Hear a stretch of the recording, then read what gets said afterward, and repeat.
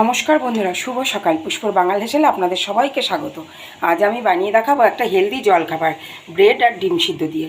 তা চলুন দেখুন, এখানে একটা ডিম গ্রেট করে নিয়েছি। এর মধ্যে দিয়ে দেবো পরিমাণ মতন লবণ, দিয়ে দেবো একটুখানি ক্যাপসিকাম কুচি, একটা সবুজ ক্যাপসিকাম নিয়েছি, কাঁচা লঙ্কা কুচি, একটু পেঁয়াজ কুচি আর একটুখানি গ্রেট করা গাজর। আর দেবো আপনারা যা যা স্যালাডে ইউজ করা যায় সেগুলো সব দিতে পারেন। দিয়ে দেবো বেশ কিছুটা চিলি ফ্লেক্স, আর দেবো একটু চাট মশলা, একটু চটপটা হবে সেই জন্য। আলতো হাতে এটাকে একটু মিক্স করে নেবো সব কিছুর সাথে।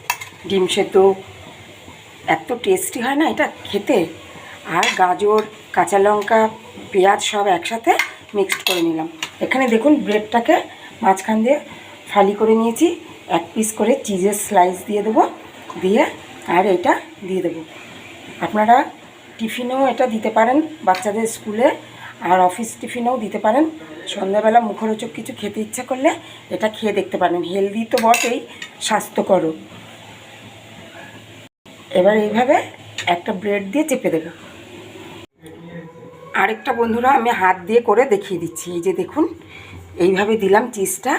এবার দিয়ে দিলাম এই পাশে স্যালাডটা, দিয়ে এইভাবে চেপে দেবো। হাতের সাহায্যে করলে না আমার বেশি সুবিধা হয়, তাই আমি হাত দিয়েই করছি। একটা চামচ দিয়ে করে দেখিয়ে দিয়েছি, এতটাই সুন্দর দেখতে হয়েছে। দেখুন বন্ধুরা, কি সুন্দরভাবে আমি টোস্টগুলো রেডি করে নিয়েছি প্রত্যেক কটা। এখানে দেখুন প্যান বসিয়েছি, প্যানের ওপর টোস্টগুলো আগে দেব। প্রত্যেক কটা আমি সাজিয়ে দিলাম।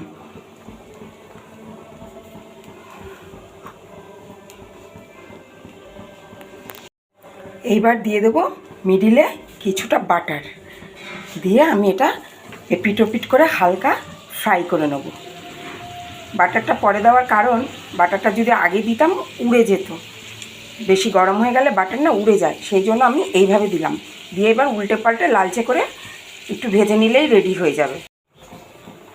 দেখুন বন্ধুরা কত সুন্দর হয়েছে টোস্টগুলো। এবার আমি পরিবেশন করে দেবো। দেখুন বন্ধুরা, পরিবেশনের জন্য রেডি করে নিয়েছি একটা প্লেটে। এবার দিয়ে দেবো ওপর থেকে একটু বিট লবণ আর গোলমরিচের গুঁড়ো, আমি একসাথে মিক্সড করে রেখেছিলাম, এটাই ওপর থেকে ছড়িয়ে দিলাম। আপনারা চাইলে সসও দিতে পারেন, কিন্তু আমি সসটা দেবো না। কেন, যদি কোনো টিফিন বক্সে দিয়ে দেন না, তাহলে সসটা দিয়ে স্যান্ডউইচটা টোস্টটা নরম হয়ে যাবে। সেই জন্য এইভাবে আমি বিট লবণ আর গোলমরিচ গুঁড়ো ছড়িয়ে পরিবেশন করব গরম গরম টোস্ট। এইভাবে বানিয়ে খেয়ে দেখুন, আশা করি ভালো লাগবে। ভালো থাকবেন, সুস্থ থাকবেন, দেখতে থাকবেন পুষ্পর বাঙাল হেসেল। ফিরে আসছি পরের ভিডিওতে।